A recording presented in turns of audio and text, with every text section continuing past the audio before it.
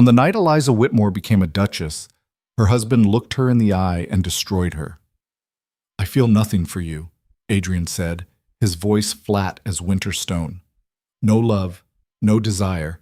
You are here because my title requires an heir, that is all." She stood there in her wedding gown, still smelling of orange blossoms, and realized she'd just signed away her life to a man who saw her as furniture. But Eliza Whitmore didn't break easily. This is the story of how an invisible woman conquered the coldest heart in England and made him beg to love her. If you want to see how this ends, stay until the final word, and drop a comment with your city so I can see how far this story travels. The carriage rattled over frozen ground, carrying Eliza toward a life she'd never wanted and couldn't escape.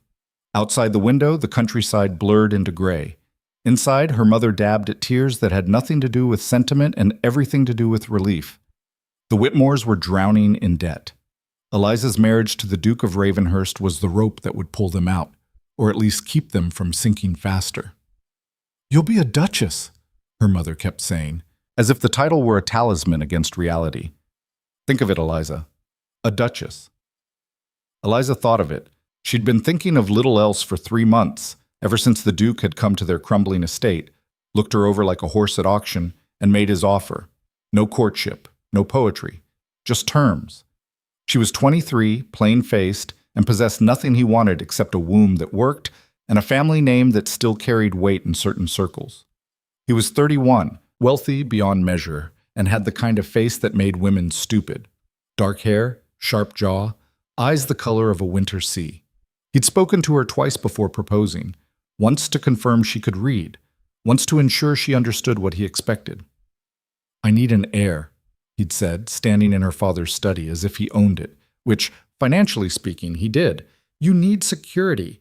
This is a transaction. If you're uncomfortable with that, say so now." She should have said so. Should have told him to take his cold pragmatism and shove it back to whatever frozen hell had produced him. But she'd looked at her mother's desperate face, her father's shaking hands, the walls of the only home she'd ever known, already being measured by creditors. And she'd said yes. Now the carriage was slowing. Through the fog, Ravenhurst emerged like something out of a Gothic nightmare. All stone and shadows, towers clawing at a colorless sky. "It's grand," her mother whispered. It was a mausoleum. The wedding had taken place that morning in London, a formal affair attended by people who smiled with their mouths and calculated with their eyes. Eliza had worn white. Adrian had worn indifference. They'd signed documents. A bishop had said words. She'd become a duchess somewhere between the third hymn and the toast. Her parents had left immediately after, her mother's relief so naked it was embarrassing. "Write to us," she'd said, already turning away. Her father hadn't even managed that much. So Eliza had climbed into the carriage alone with her new husband, and they'd ridden in silence for 4 hours. He'd read correspondence the entire time, hadn't looked at her once. Now a servant opened the carriage door. Adrian stepped out first, didn't offer his hand. Eliza climbed down herself, her traveling dress catching on the step. She stumbled, caught herself. He didn't notice. The entrance hall was cavernous. Their footsteps echoed. Servants lined the walls like statues, their faces carefully blank. An older woman in severe black stepped forward. "Your Grace," she said, nodding to Adrian. Then, with noticeably less warmth, "Your Grace," to Eliza. "This is Mrs. Hartwell," Adrian said. "The housekeeper. She'll show you to your rooms." Rooms, plural. "I'll be in my study," he continued, already turning away. "Dinner is at 8. Don't be late." And he was gone. Mrs. Hartwell's expression didn't change, but something flickered in her eyes. Pity, maybe. Or satisfaction at seeing the new Duchess put in her place before she'd even removed her coat. "This way, Your Grace." Eliza followed her up a staircase that seemed designed to make people feel small. The walls were lined with portraits of dead Blackmores, all of them scowling. She wondered if that was a family trait or if the painters just couldn't imagine them smiling. Her rooms, because apparently she rated multiple, were in the east wing. Large, cold, decorated in shades of blue that made her think of drowning. "Your trunks will arrive shortly," Mrs. Hartwell said. "A maid will be assigned to you. Do you require anything else?" "A husband who can stand to look at me. A home that doesn't feel like a crypt. A reason to believe this wasn't the worst mistake of my life. No, thank you. Mrs. Hartwell left. Eliza stood in the center of the room, still wearing her coat, and tried not to cry. She didn't manage it. Dinner was worse than the wedding. The dining room was built to seat 40. Tonight it sat 2. Eliza at one end of an absurdly long table, Adrian at the other. Between them, enough polished mahogany to build a ship. He ate in silence. She picked at her food and tried to think of something to say that wouldn't sound desperate or idiotic. The estate is very large, she finally managed. Yes. How much land? 15,000 acres. That's substantial. Yes. She tried again. Do you spend much time here? When necessary. And when it's not necessary? London. It was like trying to have a conversation with a wall. A very handsome, very expensive wall that clearly wished she would stop talking. She set down her fork. Are you always this charming, or am I special? That got his attention. He looked up, something almost like surprise crossing his face. I beg your pardon? I'm trying to make conversation. You're responding in syllables. I thought perhaps I should ask if this is your standard approach to human interaction, or if you're making an exception for me. He set down his own fork very carefully. You agreed to this arrangement. I agreed to marriage, not solitary confinement with occasional meals. You want conversation. I want to not feel like a piece of furniture. You are my wife. I'm aware. You made sure of that this morning, along with half of London. His jaw tightened. What exactly do you want from me, Eliza? It was the first time he'd used her name. It sounded strange in his mouth. Foreign. I want to know why you hate me. I don't hate you. Then what do you feel? He looked at her for a long moment. Then he said, very quietly, nothing. She'd expected it, still felt it like a slap. Nothing, she repeated. I told you what this was. I was clear. You were honest. There's a difference. She stood. I'm tired. Good night. We haven't finished. I have. She walked out. Half expected him to call her back. He didn't. In her rooms, a maid was waiting, young, nervous. She helped Eliza out of her dress without speaking, then disappeared. Eliza sat at the vanity in her nightgown and stared at herself. Same face she'd always had. Oval. Unremarkable. Brown hair that never did what she wanted. Eyes too wide set. Mouth too small. Nothing that would make a man like Adrian Blackmore feel anything at all. She heard his footsteps in the corridor. They stopped outside her door. Her heart kicked against her ribs. The door opened. He stood in the threshold, still fully dressed. May I come in? It wasn't really a question. This was his house, his wing, probably his furniture and his candles and his air. It's your right, she said. Something flashed across his face. That's not an answer. Yes, you may come in. He stepped inside, closed the door. The room suddenly felt very small. I was not kind at dinner, he said. You were honest. You said so yourself. Honesty can be cruel. So can marriage. He exhaled. You're upset. I'm realistic. You're angry.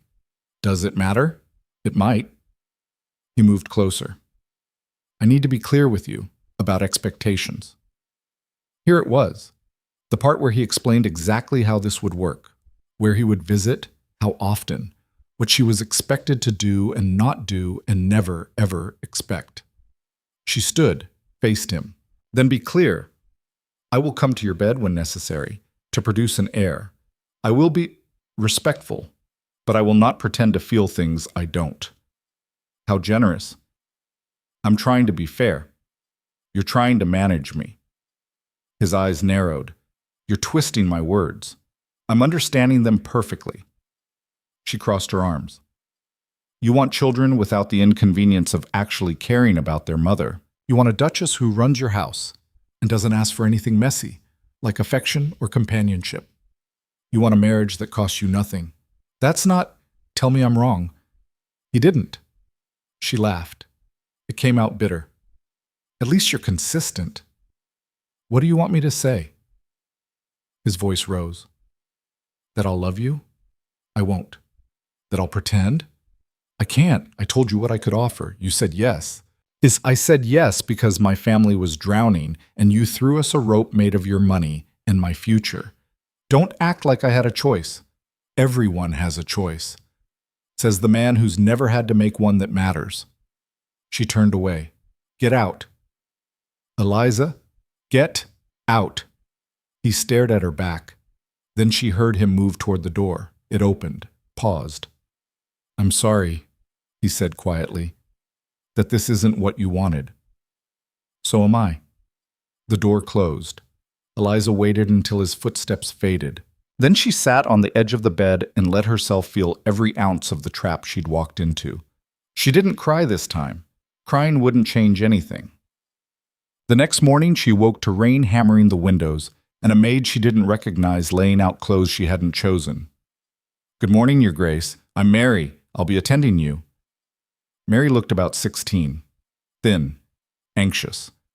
The kind of anxious that came from working in a house where mistakes had consequences. Good morning, Mary. Eliza sat up. What time is it? 9:30, Your Grace. Mrs. Hartwell asked me to inform you that breakfast is available until 10 in the morning room. His Grace has already eaten. Of course he had. Does His Grace always eat alone? Mary's hand stuttered on the dress she was holding. I couldn't say, Your Grace. Which meant yes. Eliza let Mary dress her in something dove gray and depressing, then made her way downstairs. The house looked even less welcoming in daylight. Everything was expensive and nothing was warm. She found the morning room by accident after taking 3 wrong turns. Inside, a buffet held enough food for 10 people.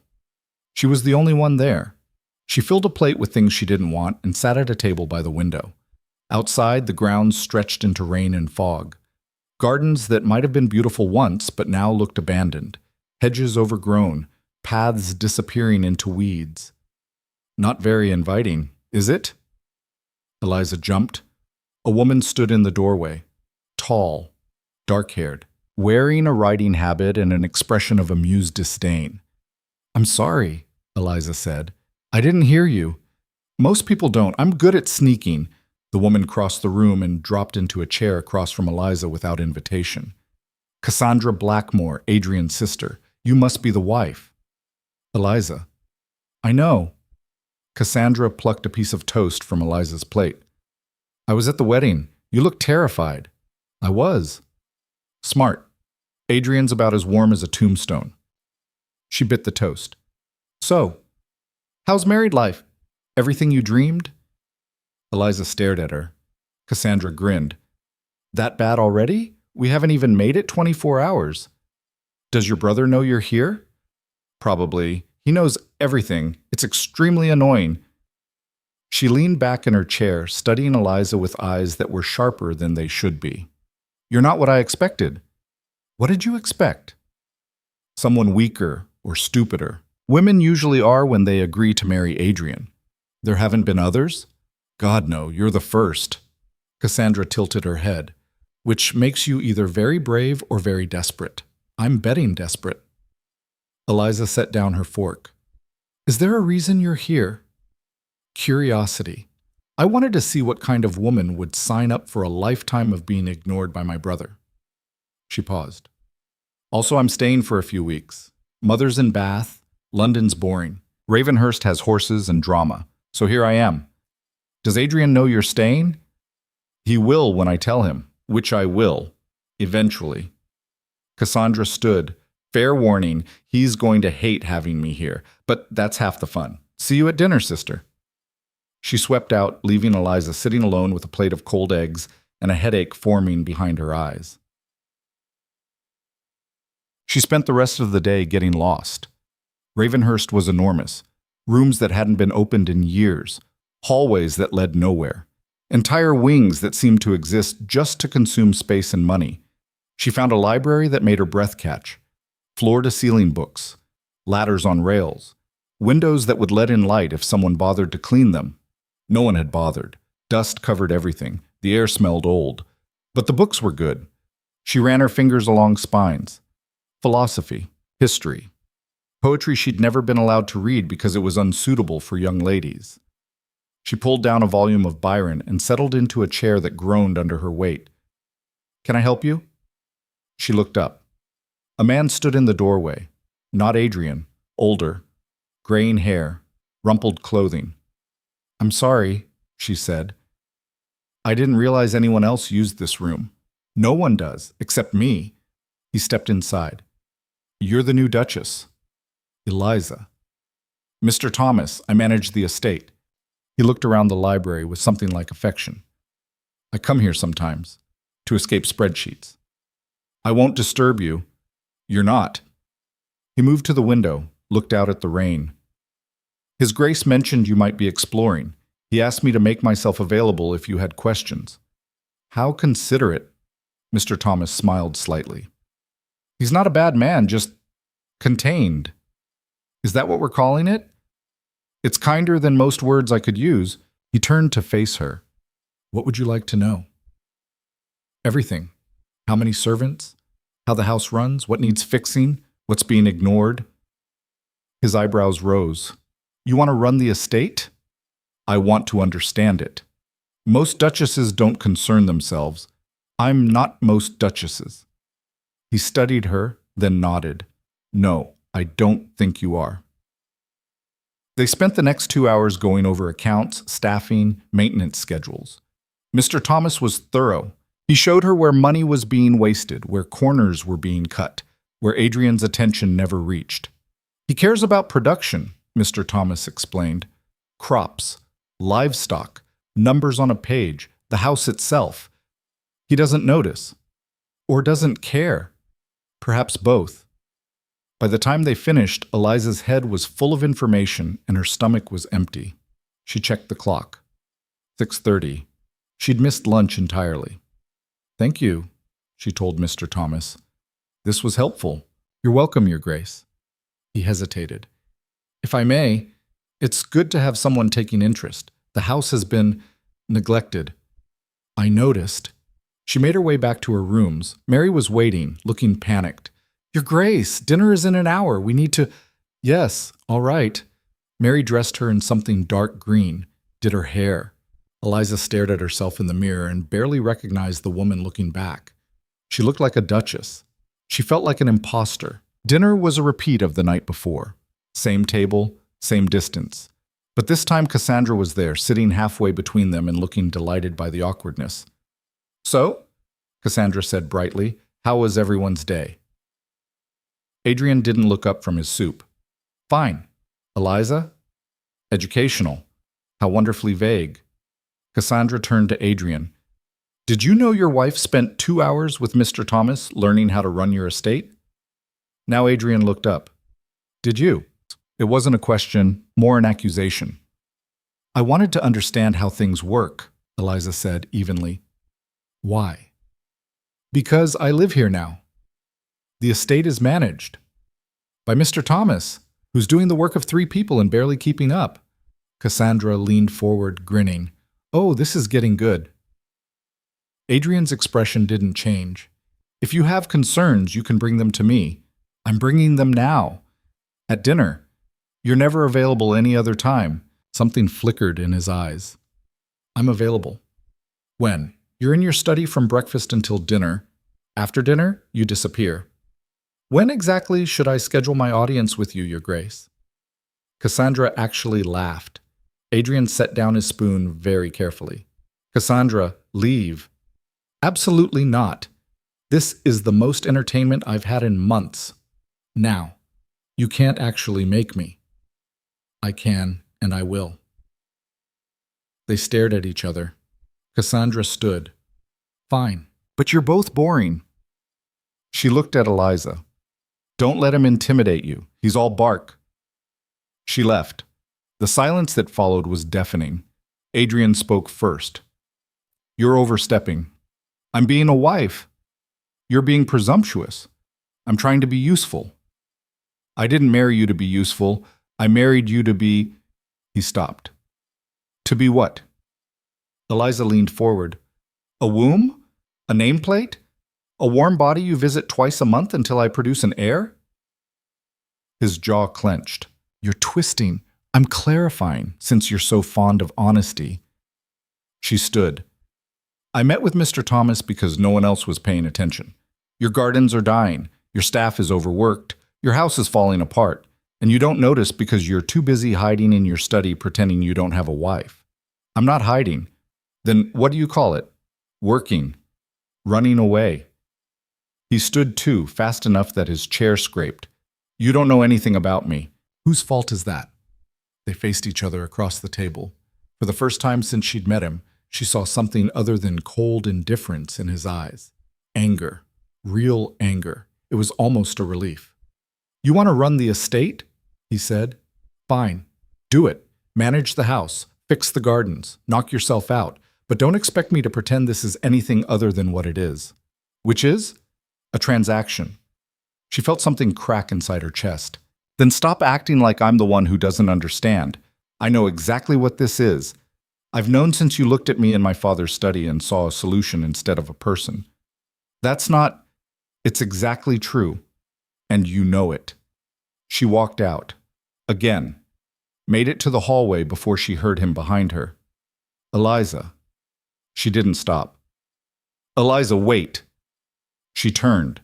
He stood in the doorway, backlit by candlelight, and for a moment he looked almost human. What? She said. He opened his mouth, closed it. Finally, good night. Good night. She went upstairs and told Mary she wanted to be alone. Sat at the window and watched rain turn the grounds into a watercolor. Somewhere below, she heard a door slam. She pressed her forehead against the glass and made a decision. If Adrian Blackmore wanted a transaction, she'd give him one, but it would be on her terms. Starting tomorrow, Eliza Whitmore, Eliza Blackmore now, was going to take this cold, dead house and breathe life back into it. Not for him, for herself. Because if she had to live here, if she had to wake up every morning in this mausoleum and pretend to be a duchess, then by God she was going to make it worth something, even if it killed her. She started with the gardens, not because they were the most important thing, but because they were visible. Because Adrian would have to see them every time he looked out a window.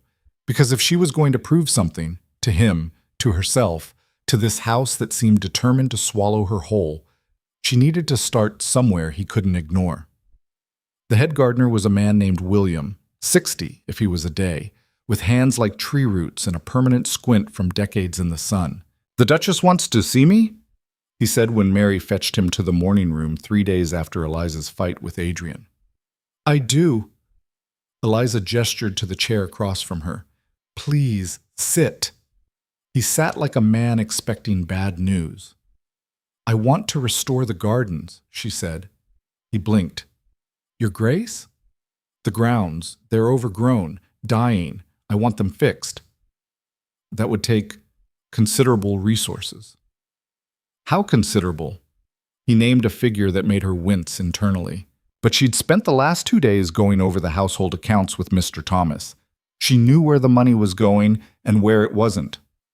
Can you do it with 3 men and that budget cut by a third? William's eyebrows climbed toward his hairline. It would take longer. How much longer? 6 months. Maybe more. Then we start today. He stared at her. His Grace approved this? His Grace told me to manage the house. I'm managing it. She met his eyes. Unless you think I shouldn't? A slow smile spread across William's weathered face. I think the gardens have been waiting for someone to care about them for a long time, Your Grace. Then let's stop making them wait. She spent the morning walking the grounds with William, learning the names of plants she'd never seen, understanding what had been lost and what could still be saved. The rose garden was salvageable. The fountain in the east courtyard needed repairs but could be beautiful again. The hedge maze was a disaster. The Duke's grandmother planted that, William said, looking at the overgrown tangle with something like sorrow. She used to have parties. People would get lost in there for hours. Then we'll bring it back. Your Grace, that alone would take... I know, but we'll do it anyway. By noon, her dress was dirty, and her hands were scratched from pushing through dead branches. She didn't care. For the first time since arriving at Ravenhurst, she felt like she was doing something that mattered. She was still outside when Adrian found her. What are you doing? She turned. He stood on the terrace, still in his riding clothes, looking at her like she'd grown a second head. Walking the gardens. In the mud. That's where gardens tend to be. His jaw tightened. You're filthy. I'm working. You're a duchess. I'm aware. Is there something you needed? Or did you just come out here to critique my appearance? William, who'd been pretending very hard not to listen, suddenly found something extremely interesting in the opposite direction. Adrian's eyes narrowed. I need to speak with you. So speak. Inside. I'm busy. Eliza. She sighed and handed her notes to William. Continue without me. I'll be back this afternoon. Adrian turned and walked toward the house without waiting to see if she'd follow. She did, mostly because not following would have been childish, and she was trying very hard to be the adult in this marriage. He led her to his study, a room she'd never been inside. It was exactly what she expected. Dark wood, leather chairs, books on agriculture and estate management lined up with military precision. He closed the door. What are you doing? I already answered that. You're digging in the garden. Technically, William and his team are doing the digging. I'm planning, without consulting me. You told me to manage the house. The gardens aren't the house. They're part of the estate, which is part of the house, which you told me to manage. She crossed her arms. Or did you mean I should manage only the parts you don't care about? That's not what I said. Then what's the problem? He stared at her. You can't just decide to undertake a massive restoration project without approval. I got approval from Mr. Thomas. He controls the household budget. I control Mr. Thomas. Then control him. Fire me for managing the house if you want. But until you do, I'm going to keep doing what you told me to do. She moved toward the door. If that's all, it's not. He stepped in front of her. You're doing this to provoke me. I'm doing this because the gardens are dying and no one else cares. I care. Really, when's the last time you walked through them? He didn't answer. That's what I thought. She reached for the door handle. Move. No. They stood inches apart, close enough that she could see the flecks of gray in his blue eyes, close enough to smell leather and something else. Soap. Smoke. Why are you doing this? His voice was quieter now, almost confused. Because I live here. Because if I don't do something with my time, I'll go insane. Because you made it very clear you don't want a wife. You want a ghost.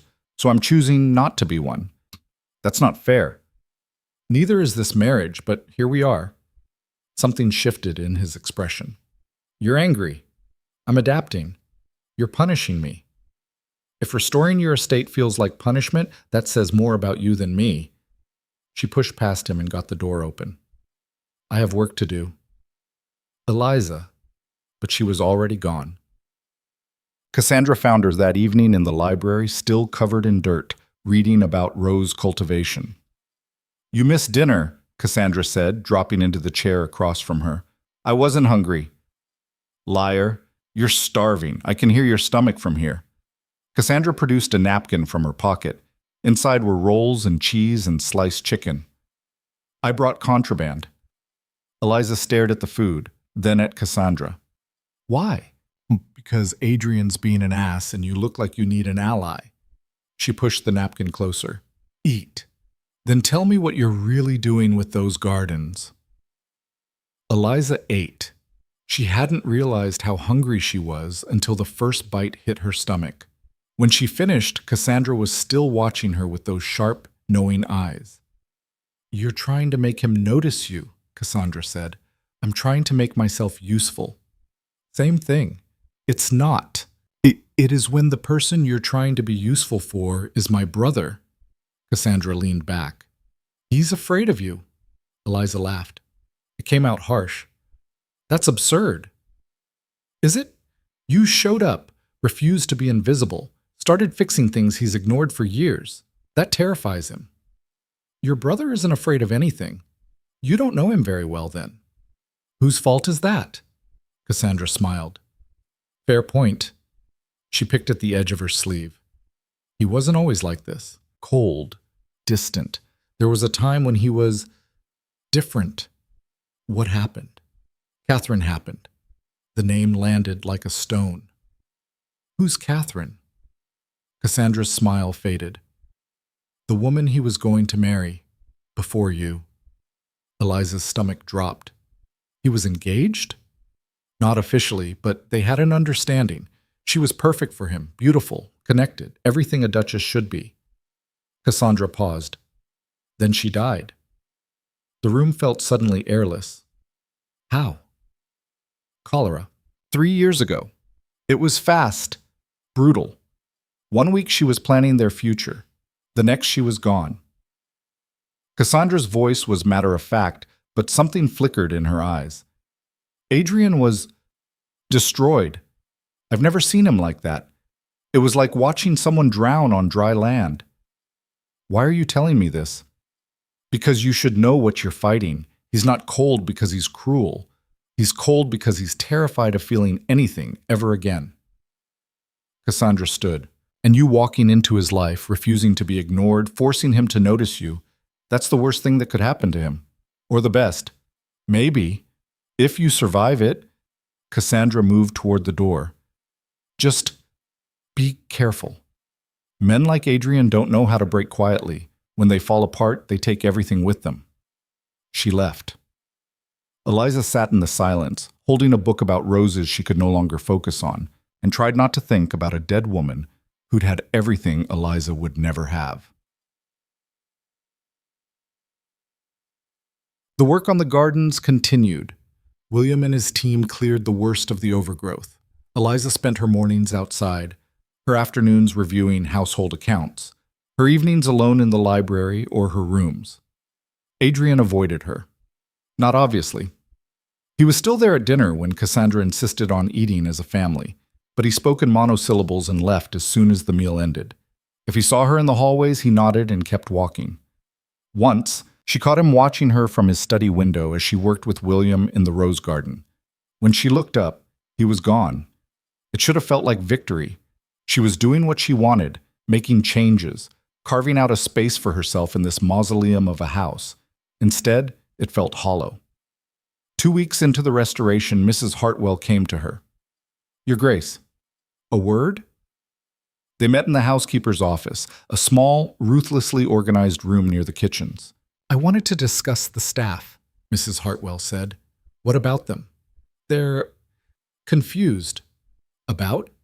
Your involvement. Duchesses typically don't. I know what duchesses typically do. I'm not typical. Mrs. Hartwell's expression didn't change. I'm aware, but the staff needs clarity. Are you managing the household or am I? It was a challenge, polite, professional, but a challenge nonetheless. You're managing day-to-day operations, Eliza said. I'm managing long-term projects and improvements. If there's overlap, we'll discuss it. And His Grace? What about him? Does he approve of this arrangement? He told me to manage the house. I'm managing it. If he has concerns, he can speak to me directly. Mrs. Hartwell's lips thinned. Very well, Your Grace. She left. Eliza sat at the desk and realized she'd just made an enemy. She was collecting them faster than allies. That night she confronted Adrian at dinner. Mrs. Hartwell came to see me today. He looked up from his plate. Cassandra, sitting between them, perked up like a hound scenting prey. Did she? Adrian said. She wanted to know who's actually running this house, me or her. What did you tell her? That we both are different responsibilities. And she accepted that? Does it matter if she did? Cassandra grinned. This is getting good again. Adrian ignored her. Mrs. Hartwell has run this house for 15 years. Then she should be relieved someone's finally helping. She sees it as interference. She can see it however she wants. I'm not stopping. You're creating problems. I'm solving them. There's a difference. He set down his fork. You've been here less than a month. You don't understand how things work. I understand perfectly. Things work badly. People are overworked. Resources are mismanaged. And no one does anything about it because that's how it's always been done. She leaned forward. Well, I don't care how it's always been done. I care about how it should be done. You're being naive. You're being complacent.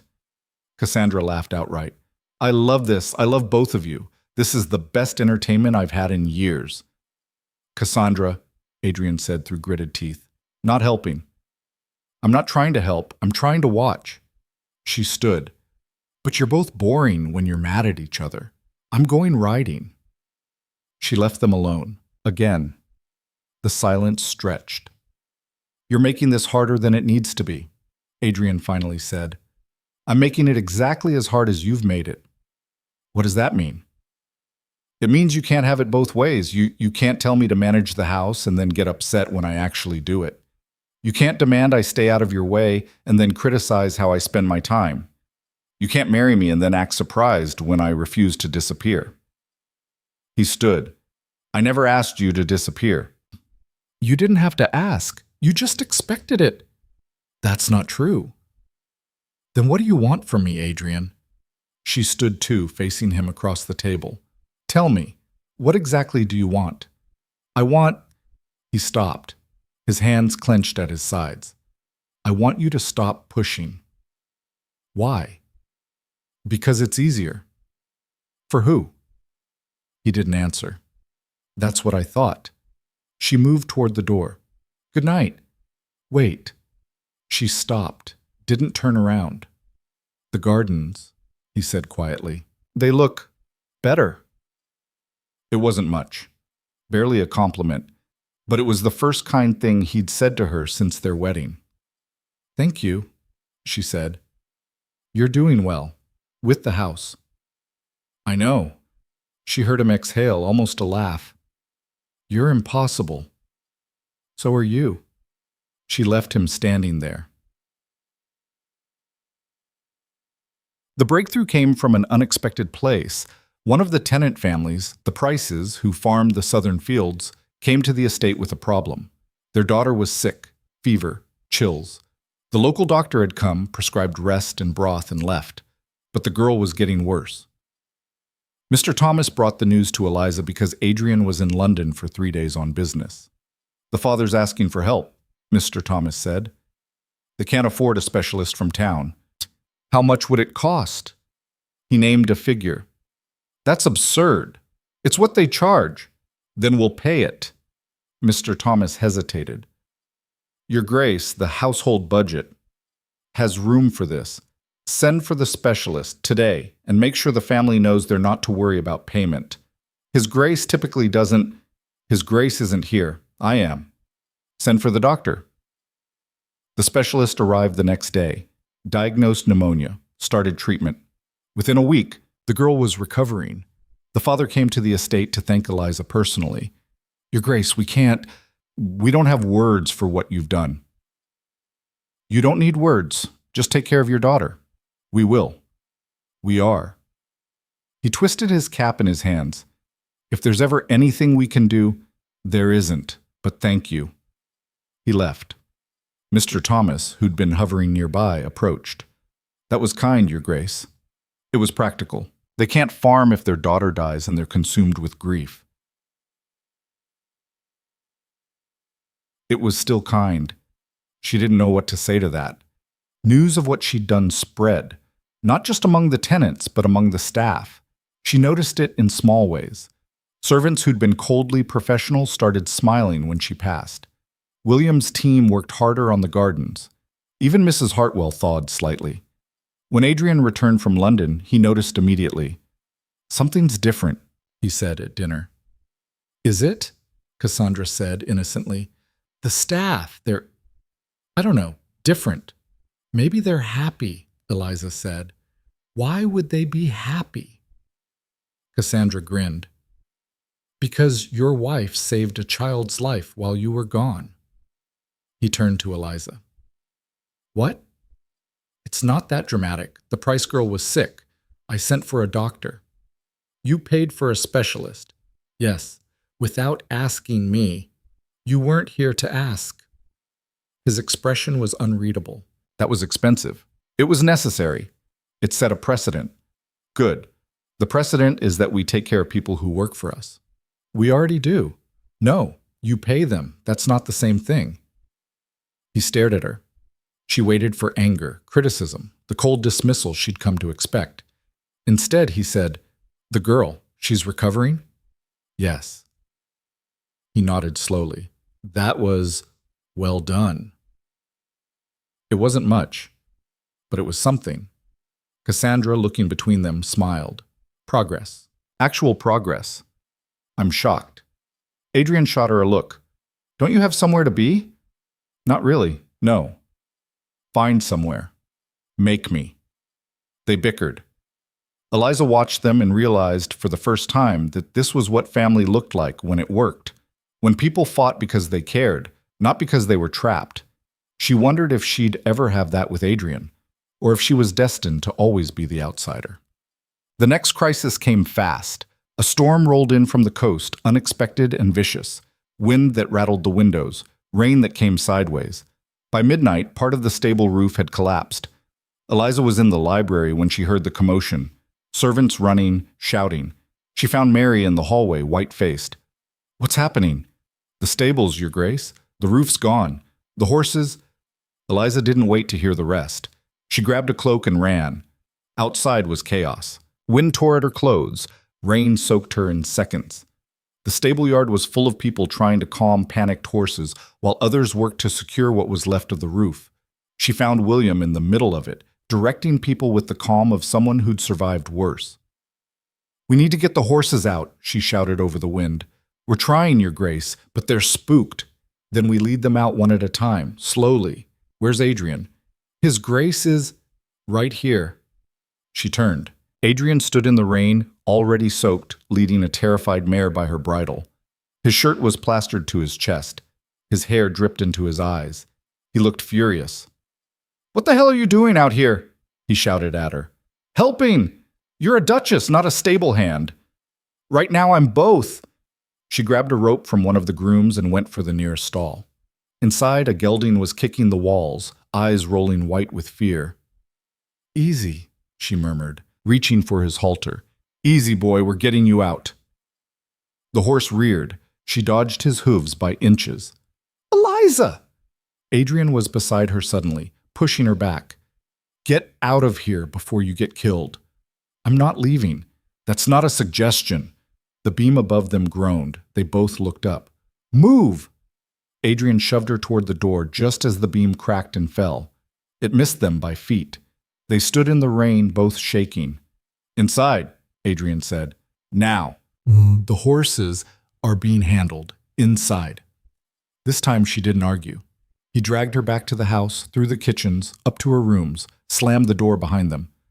"What were you thinking?" He was shouting now, properly shouting. "You could have been killed." "So could you. That's different." "Why? Because you're the Duke? Because your life matters more?" "Because I'm not." He stopped, ran his hands through his wet hair. "You can't do things like that." "Like what? Help?" "Like risk yourself for horses. They're living creatures. They were terrified. They're replaceable. And I'm not?" The question hung between them. He stared at her. Water dripped from his clothes onto her floor. His chest was heaving. "No," he said finally, quietly. "You're not." The air left her lungs. "Adrian, don't!" He moved toward the door. "Just don't! Why do you do this?" The words came out before she could stop them. "Every time something real happens between us, you run." "I'm not running." "You're leaving. Same thing." "It's not the same." "Then stay." He froze with his hand on the door. "I can't." "Why not?" "Because if I stay—" He didn't finish. "What? What happens if you stay?" He turned, looked at her with something raw and broken in his eyes. "I might feel something," he said. "And I can't do that again." Catherine. The name hung between them unspoken. "I'm not her," Eliza said. "I know." "Then stop treating me like I'm going to disappear." "You don't understand." "So explain it to me." He shook his head. "I can't. Can't or won't." "Does it matter?" "Yes. It matters. Because I'm your wife, because I live here, because every day I wake up in this house and wonder if I'm going to survive feeling invisible to you." Her voice cracked. It matters, Adrian. I matter. He stared at her. For a moment, she thought he might actually say something real, something true.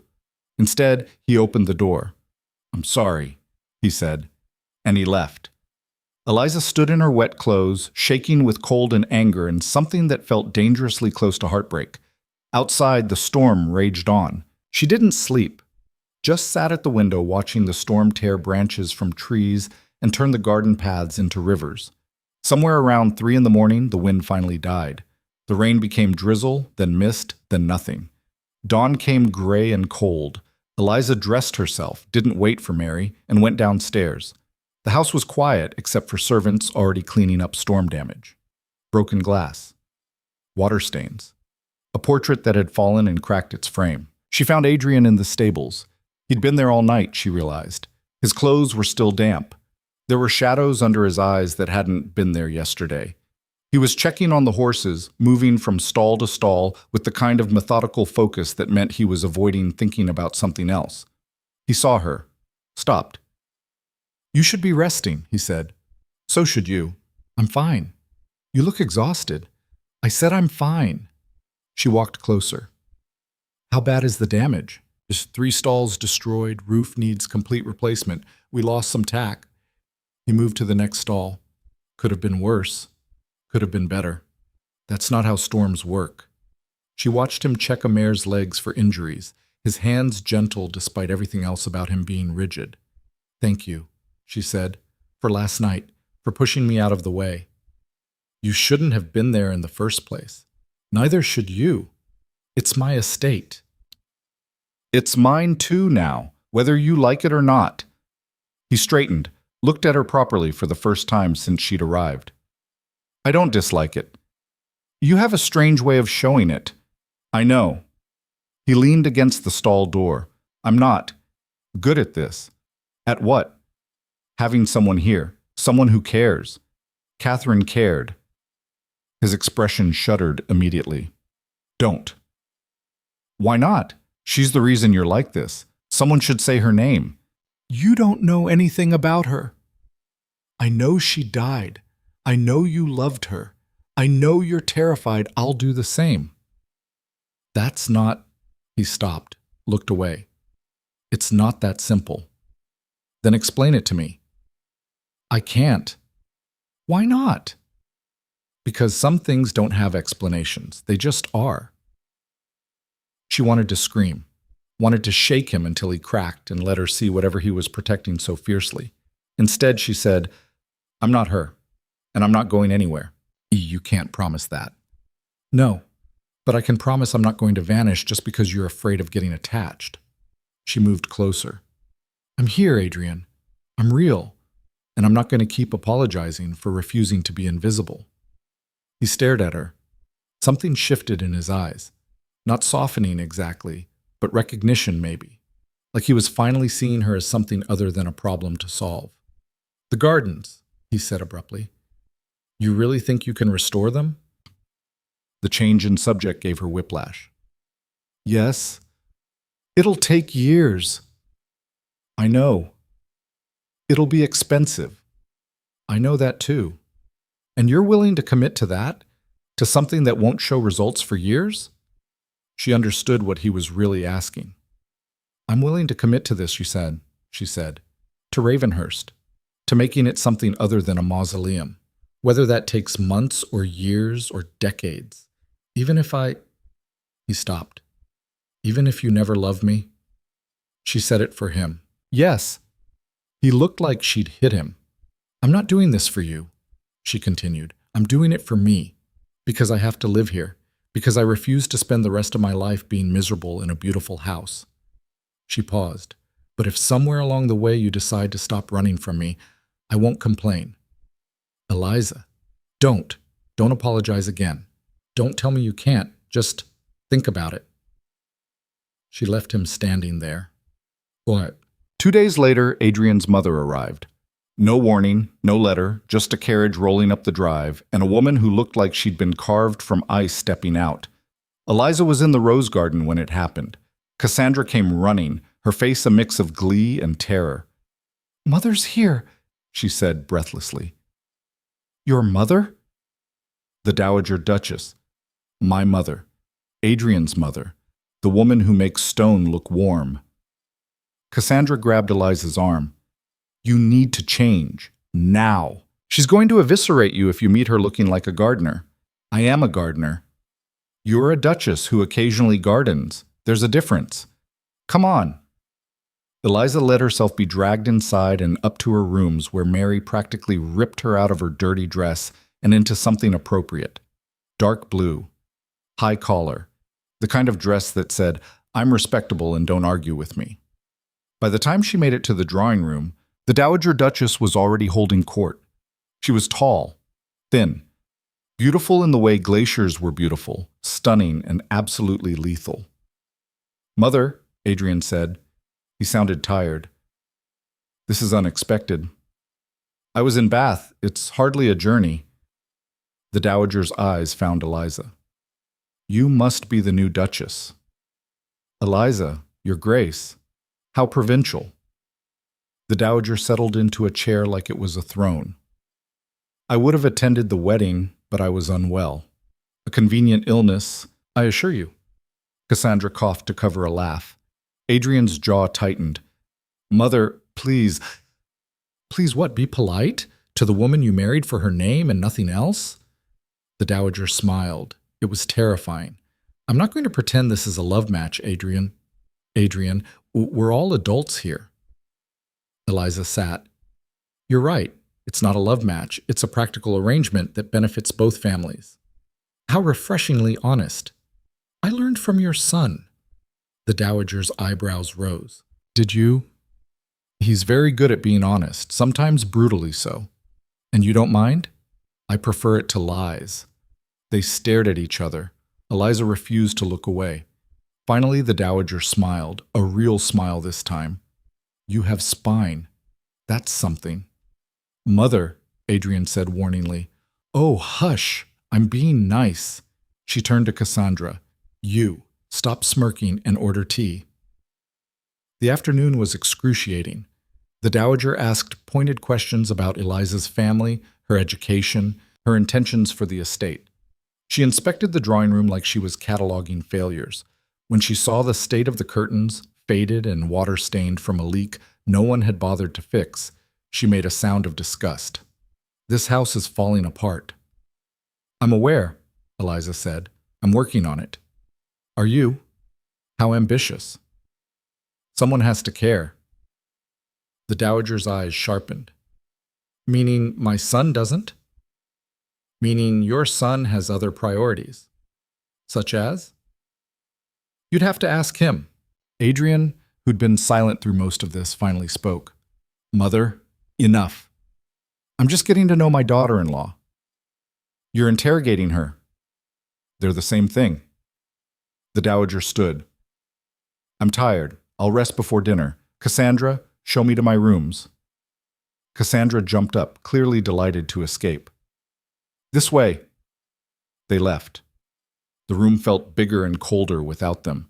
Adrian dropped his head into his hands. I'm sorry. For what? For her. For this. She's your mother. You don't have to apologize. Yes, I do. She's... He looked up. Difficult. She's protective.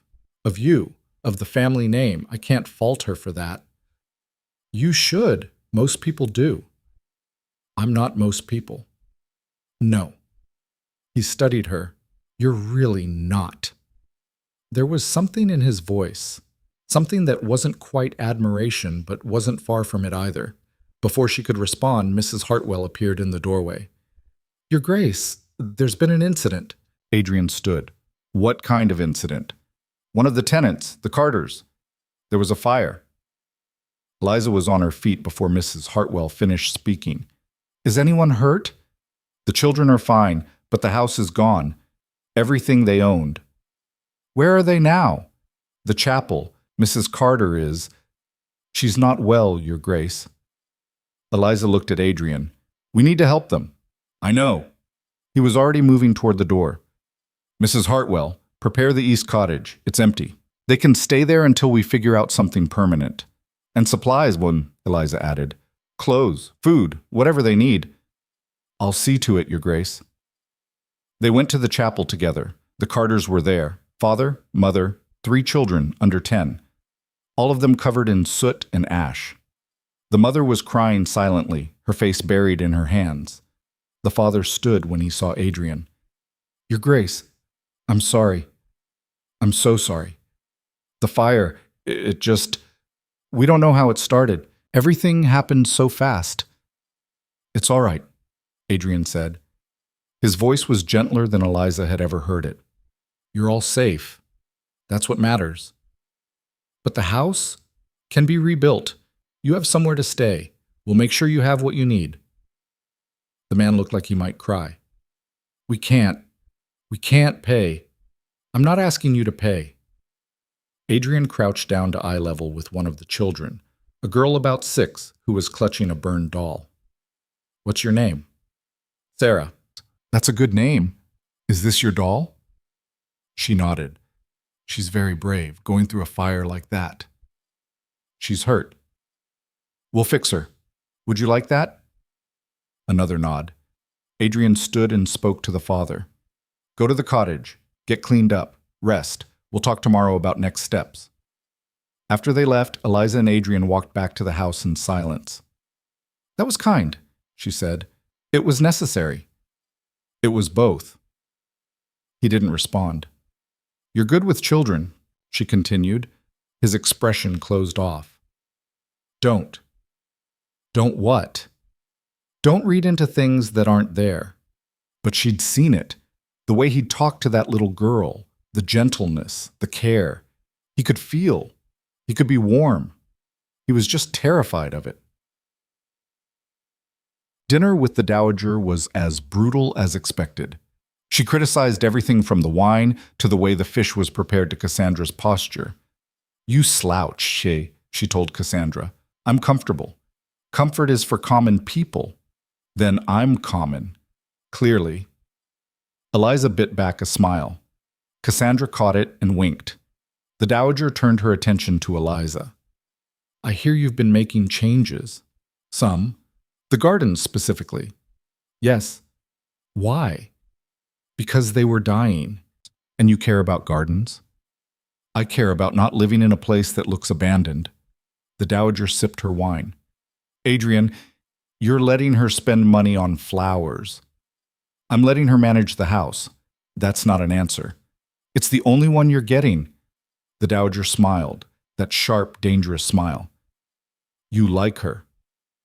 Adrian's fork stopped halfway to his mouth. I beg your pardon? You like her. You wouldn't let just anyone reorganize your estate. She's my wife. That's never stopped you from being difficult before. Cassandra was openly grinning now. Adrian set down his fork very carefully. Mother, what are you doing? Observing. I'm allowed to observe. You're meddling. Also allowed. Eliza had had enough. Your Grace, call me Eleanor. If we're going to be family, we might as well be honest. Eleanor, I'm not trying to change your son or manipulate him. I'm just trying to survive here. By restoring his gardens and helping his tenants and refusing to be invisible? Yes. Eleanor studied her for a long moment. Good. It's about time someone challenged him. Adrian stood abruptly. I'm leaving. Sit down. I'm not a child. Then stop acting like one. They glared at each other. Eliza felt like she was watching something deeply personal and absolutely none of her business. Finally, Adrian sat. Eleanor turned back to Eliza. Tell me about your family. What do you want to know? Everything. Start with your father. Eliza talked about her father's gambling debts, her mother's desperation, the estate they'd lost piece by piece until there was nothing left but a name. Eleanor listened without interrupting. When Eliza finished, she nodded. You married my son to save your family. Yes. And now? Now I'm trying to make the best of it. By making Ravenhurst your project. By making it my home. Eleanor smiled. You'll do. I'm sorry. You'll do. As a duchess. As a Blackmore. She stood. Now, if you'll excuse me, I'm tired and you're all boring me. Good night. She swept out. Cassandra exhaled. That went better than expected. She hates me, Eliza said. If she hated you, you'd know. Trust me. Cassandra stood. I'm going to bed before anyone else has a crisis. Try not to burn the house down. Then it was just Eliza and Adrian. I'm sorry, he said.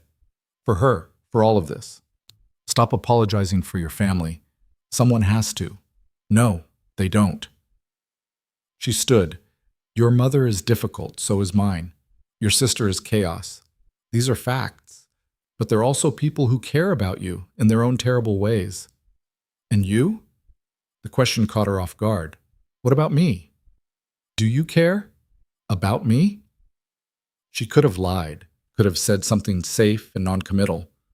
Instead, she said, I'm starting to. His expression did something complicated. You shouldn't. Too late. Eliza, I know. You can't. You won't. I've heard it all before. She moved toward the door. But I'm still here, and I'm still not leaving. She left him sitting alone in the dining room. The next morning, Eleanor cornered her in the library. Walk with me. It wasn't a request. They went to the gardens. Eleanor inspected everything with a critical eye that missed nothing. You're serious about this. Yes, it'll take years. I know. And you're willing to commit to that, even though my son is an emotional disaster? Eliza almost laughed. Yes. Eleanor stopped walking. He loved Catherine very much. There it was. I know. She was perfect for him, beautiful, accomplished, everything a duchess should be. I know that too. And yet you're here, covered in dirt, fighting with servants, rescuing tenants. Eleanor's eyes were sharp. Why? Because I have to be somewhere, and I'd rather be useful than ornamental. You could have refused him. And done what? Watched my family lose everything? Married someone worse? Eliza met her eyes. I made a choice. I'm living with it. That's all anyone can do. Eleanor studied her for a long moment. Catherine died in my arms. The words hung in the air. She got sick so fast. One day she was fine. The next? Eleanor's voice was steady, but something flickered behind her eyes. Adrian was in London. By the time we got word to him, it was too late. He didn't get to say goodbye. I'm sorry. Don't be sorry. Be patient. Eleanor started walking again. My son is broken, not irreparably, but broken nonetheless. And broken things don't heal quickly. I'm not trying to heal him. Liar? Eliza opened her mouth, closed it. Eleanor smiled. You are. Whether you admit it or not, you're trying to show him that life doesn't have to be the cold, controlled thing he's made it. She paused. The question is whether he'll let you. And if he doesn't, then you'll have a very beautiful garden and a very lonely life. They walked in silence for a while. Eliza thought about Adrian, about the way he'd talked to that little girl yesterday, about the glimpses of warmth she'd seen beneath all that ice. He watches you, Eleanor said abruptly. What? From his study window, when you're working out here, he watches. Eleanor's smile was knowing. He thinks no one notices, but I notice everything. Eliza's heart did something strange in her chest. That doesn't mean anything, doesn't it? Before Eliza could answer, a servant came running. Your Grace! Your Grace! Come quickly! They ran back to the house. Inside, chaos. The dowager's maid was crying. Cassandra was white-faced. Adrian was halfway up the stairs, shouting orders. What happened? Eliza demanded. It's Eleanor, Cassandra said. She collapsed. Eliza's stomach dropped. What? Mother, she... Cassandra's voice broke. We need a doctor, now. Adrian was already moving. I'll ride to town myself. That'll take too long. Then what do you suggest? Eliza's mind raced. The tenant, the one whose daughter was sick. He mentioned the specialist was still in the area, staying at an inn. Adrian stared at her. You remember that? I remember everything. Which inn? The White Hart, 10 miles north. Send someone, fast. Adrian grabbed the nearest footman. Ride hard, don't stop. Bring the doctor back, whatever it costs. The footman was gone before he finished speaking. Eleanor, the real Eleanor, not the dowager, was upstairs, unconscious, her skin paper white. The maid who'd found her was still crying. What happened? Eliza asked gently. She just fell. We were talking, and then she went quiet, and then she fell. Eliza looked at Adrian. He was standing at the foot of his mother's bed, his face completely blank. Adrian? She said softly. I'm fine. You're not. I said I'm fine. But his hands were shaking. Eliza made a decision. She walked to him, took his hand. He stiffened. You're allowed to be scared, she said quietly. I'm not. You are. And that's all right. He looked at their joined hands, then at her face. If she dies, she won't. You can't know that. No, but I can hope, and so can you. For a moment she thought he might pull away, might retreat back into that cold, controlled space where nothing could touch him. Instead, his fingers tightened around hers. They stood there waiting as the minutes crawled past like hours. The doctor arrived 40 minutes later, breathless and disheveled. He examined the dowager while they all waited outside. When he emerged, his expression was grim. Her heart, he said. It's weak. Has been for years, apparently. Will she survive? Adrian's voice was flat. With rest, with care. But she needs to stop. He gestured vaguely. Everything. The traveling. The stress. All of it. She won't, Cassandra said. She's stubborn. Then she'll die. The doctor was blunt. Perhaps not today. Perhaps not this year. But soon. Adrian turned and walked out. Eliza found him in the chapel 20 minutes later. He was sitting in the front pew, staring at nothing. She sat beside him, didn't speak. I can't do this again, he said finally. His voice was barely above a whisper. I can't watch someone I love die. Then don't. It's not that simple. It is. She's not dying today. She's upstairs, resting, and she's going to wake up and be impossible and difficult and everything she's always been. Eliza paused. But you have to let yourself feel this, the fear, the anger, all of it. If I feel it, you'll survive, because that's what people do. He looked at her, really looked at her. You're not like anyone I've ever met. Is that good or bad? I don't know yet. She almost smiled. Fair enough. They sat in silence as the light faded outside. When they finally stood to go back to the house, his hand found hers again, and this time he didn't let go.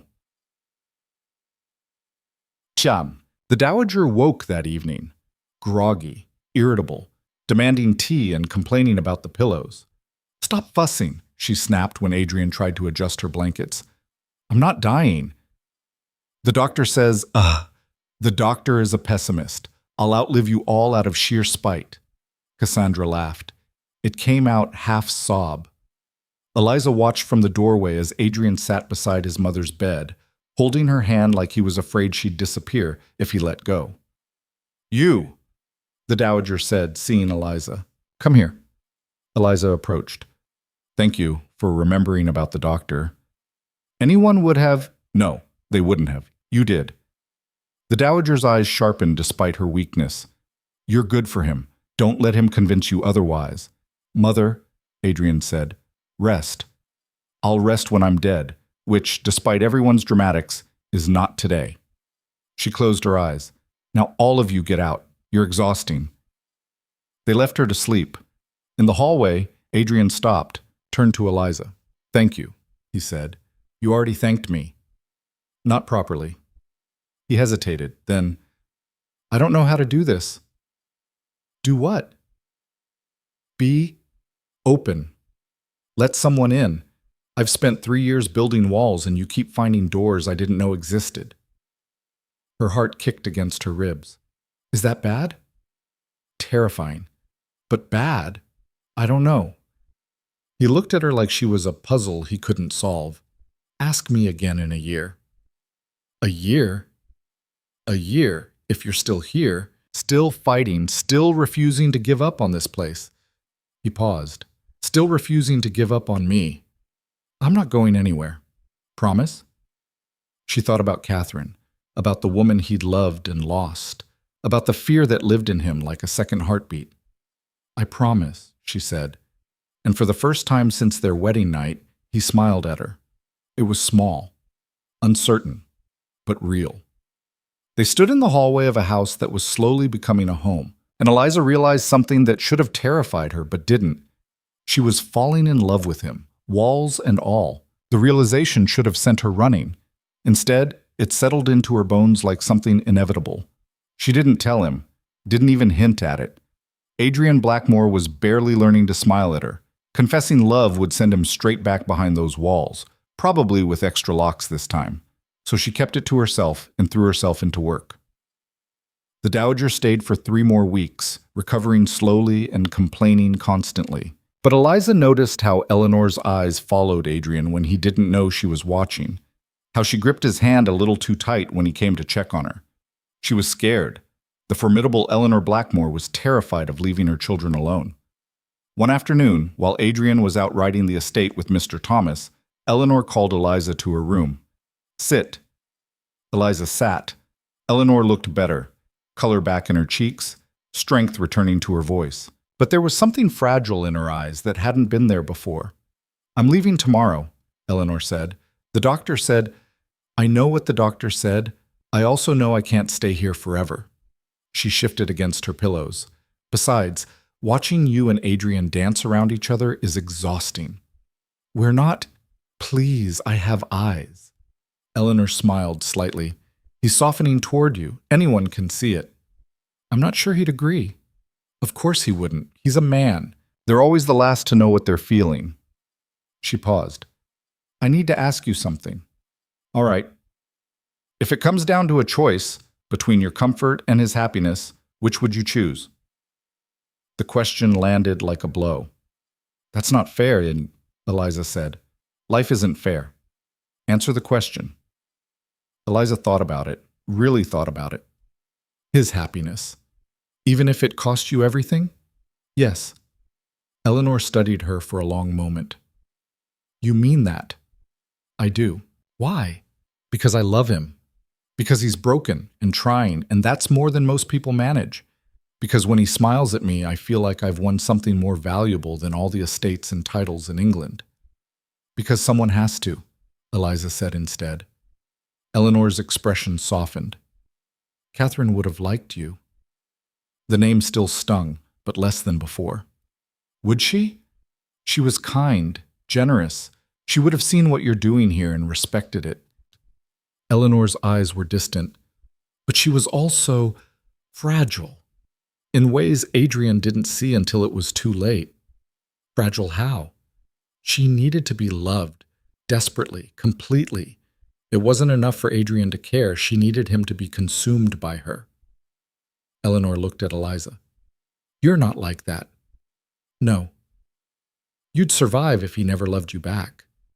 It wasn't a question, but Eliza answered anyway. I'd survive. I wouldn't be happy, but I'd survive. Good. Eleanor sat up straighter.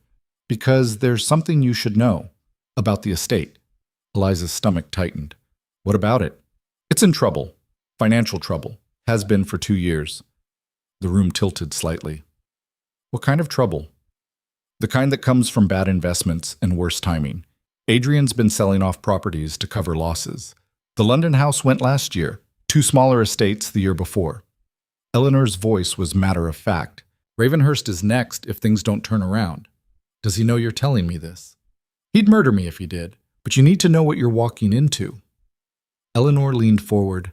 The gardens, the house repairs, helping the tenants, all of that costs money. Money Adrian doesn't really have anymore. Then why hasn't he stopped me? Because he's too proud to admit the problem. And because, Eleanor smiled, I think he likes seeing you fight for this place. Eliza stood, started pacing. How bad is it? Bad enough that unless something changes in the next 6 months, Ravenhurst will have to be sold. To who? Whoever can afford it.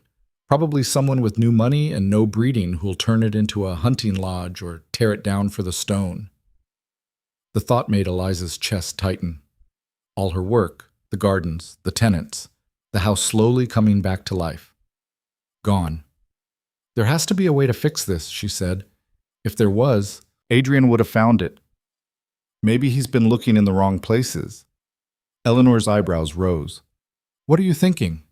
I don't know yet. Eliza's mind was racing. But I'll figure something out. You can't save everything. Watch me. Eleanor laughed, actually laughed.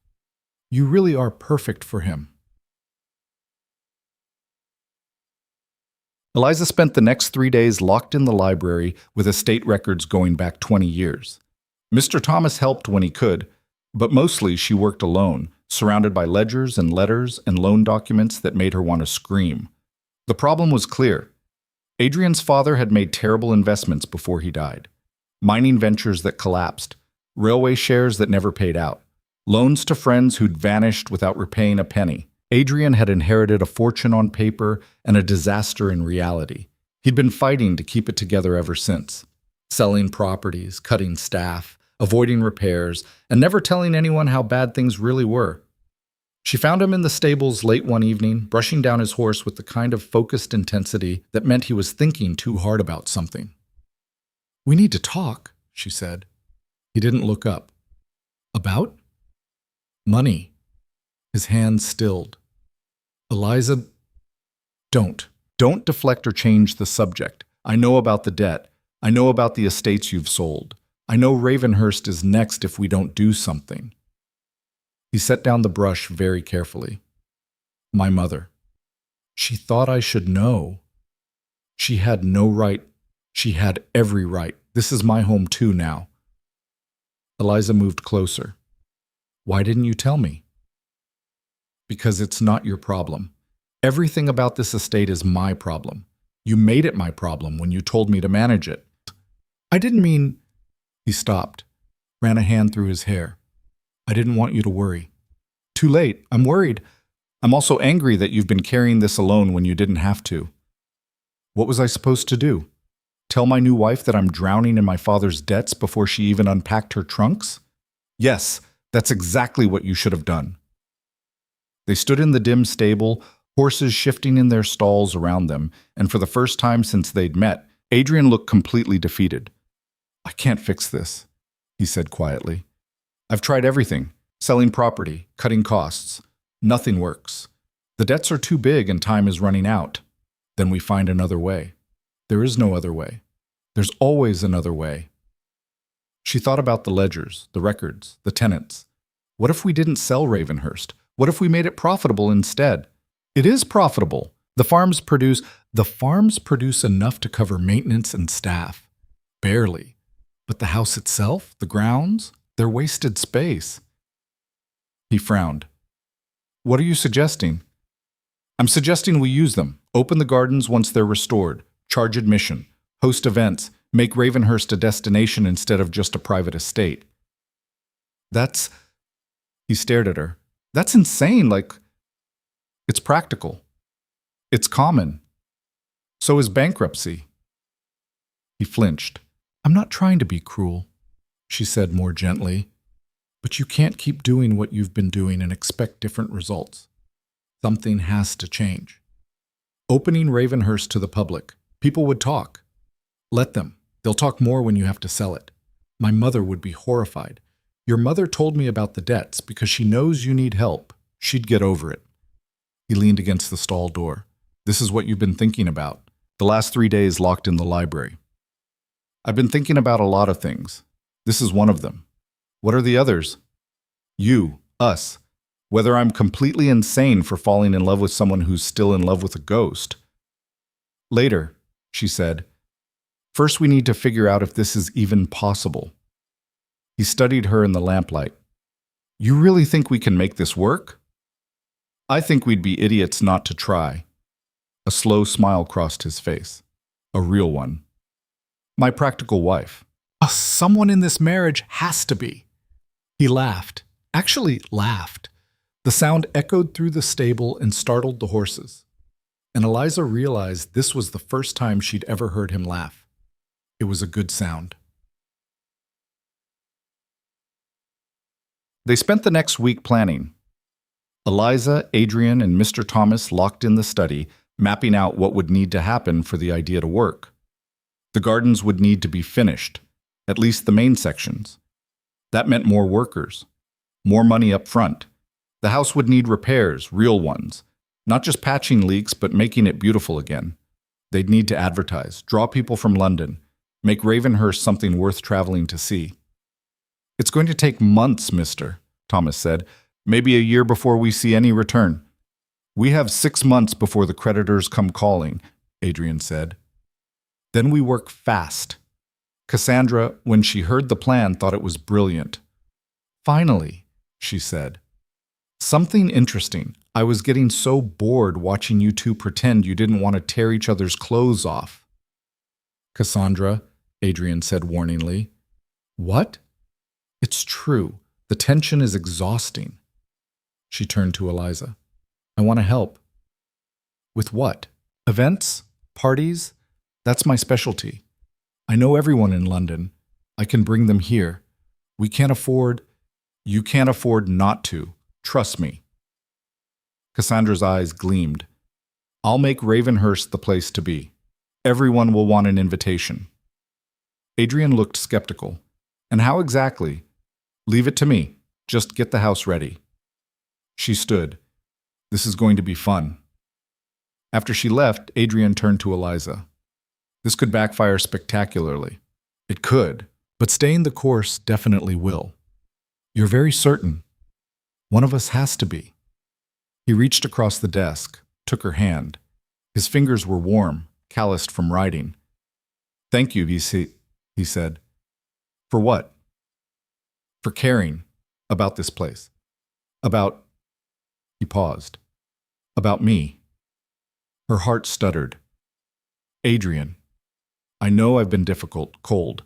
I know I've made this harder than it needed to be. He looked down at their joined hands. I'm trying to be better, to be what you deserve. I don't need you to be perfect. I just need you to be honest. I'm terrified. The admission hung between them. Of what? She asked softly. Of letting you in. Of feeling something real again. Of losing it. He met her eyes. Of losing you. You're not going to lose me. You can't promise that. No, but I can promise I'm not going anywhere by choice. She squeezed his hand. You're stuck with me, Your Grace. He smiled. That small, uncertain smile that made her chest ache. I'm starting to think that might not be a bad thing. Starting to. Give me time. I'm slow.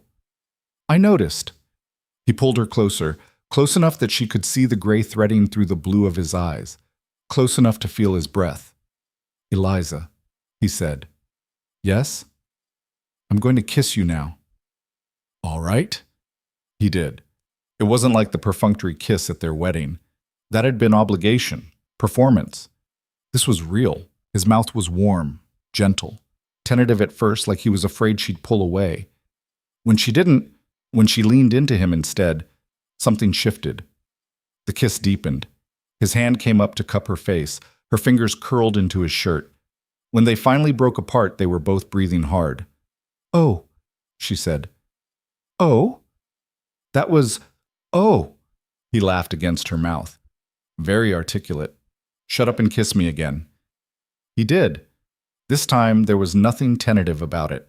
Masi. The work began in earnest. Adrian hired more gardeners, brought in craftsmen to repair the worst of the house damage. Eliza oversaw everything with the kind of focused determination that made even Mrs. Hartwell respect her. The housekeeper had thawed considerably, especially after Eliza made it clear she wasn't trying to replace her, just support her. You were right, Mrs. Hartwell admitted one afternoon. About the house. It needed attention. It needed care, Eliza corrected. There's a difference. Mrs. Hartwell almost smiled. Indeed, Your Grace. The gardens transformed week by week. William and his team worked miracles. The rose garden bloomed, the fountain was repaired and flowing. The hedge maze was still a work in progress, but the main paths were clear. One morning, Eliza woke to find Adrian gone. She found him in the garden, standing in front of the fountain, just looking. "It's beautiful," he said when she joined him. "It's getting there. My grandmother would have loved this, seeing it like this again. Tell me about her." He did. Talked about a woman who'd loved parties and flowers and filling the house with noise and life, who'd died when he was 12 and taken all the warmth with her.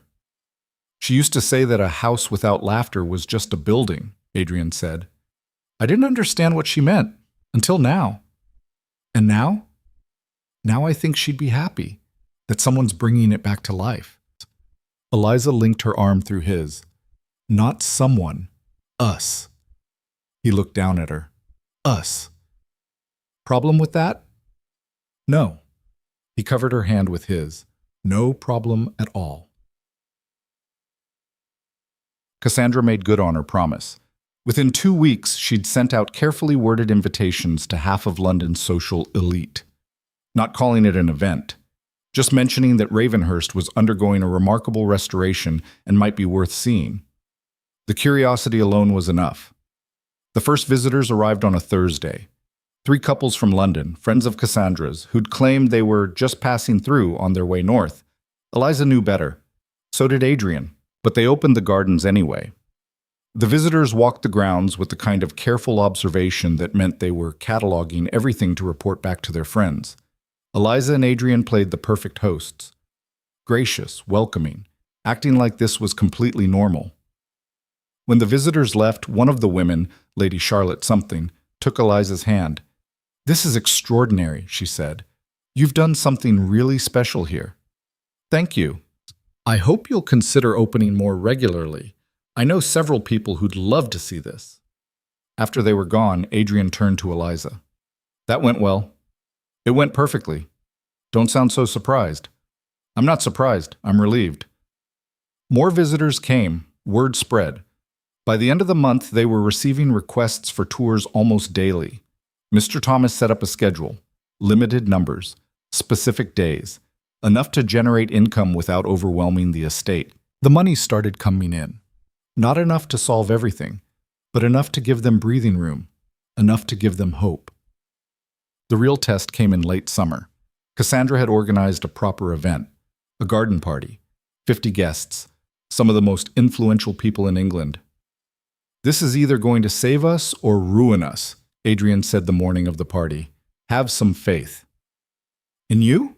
"Always. In 50 people judging everything we've worked for? Less so." Eliza straightened his cravat. "We've done the work. The gardens are beautiful. The house is as ready as it's going to be. Now we just have to show it off." "You make it sound simple." "It is simple. We just have to not panic." "I'm not panicking." "You're definitely panicking." He caught her hands, held them. "What if they hate it?" "Then they hate it, and we keep going anyway." She leaned up and kissed him. Quick, light. "We've survived worse." "Have we?" "We survived our wedding night. Everything else is easy by comparison." He laughed. "Fair point." The guests arrived at noon. Cassandra greeted them like a queen holding court, directing them through the house and out to the gardens with the kind of easy confidence that made everything seem effortless. Eliza and Adrian followed, watching as people explored the grounds they'd spent months restoring. The reactions were better than they'd hoped. Genuine admiration. Compliments that felt real instead of polite. Lady Charlotte found Eliza by the fountain. "I brought someone who wanted to meet you," she said. The man beside her was older, distinguished, the kind of face that appeared in newspapers. "Lord Pemberton," Lady Charlotte said. "This is the Duchess of Ravenhurst. Your Grace, Mo," he bowed. "I've been hearing remarkable things about what you've done here. It's been a collaborative effort, I'm sure, but Lady Charlotte tells me you were the driving force." He looked around the garden. "I have an estate in Kent, nowhere near this size, but it could use revitalization. I'd be happy to share what we've learned." "I was hoping you'd say that." He produced a card. "My secretary's information. Contact him. I'd like to commission your expertise." After he left, Eliza stared at the card. Adrian appeared at her elbow. Did he just offer to pay me to help restore his estate? Yes. That's brilliant, Cassandra said, swooping in. That's brilliant. Do you know who he is? He's connected to everyone. If he's impressed, word will spread. To what end? Adrian asked. To the end where your wife becomes the most sought-after estate consultant in England, and you never have to worry about money again. Cassandra grinned. Honestly, you two, think bigger. She floated off to charm more guests. Adrian took the card from Eliza's hand, studied it. She might be right. About thinking bigger? About all of it. He looked at her, really looked at her. You could do this. Help other estates. Make a real business out of it. That would be, unconventional, shocking, perfect for you? She laughed. I was going to say ambitious. You're the most ambitious person I know. You married me and decided to save my entire estate from ruin. Taking on a few more properties should be easy. A few? Start with one.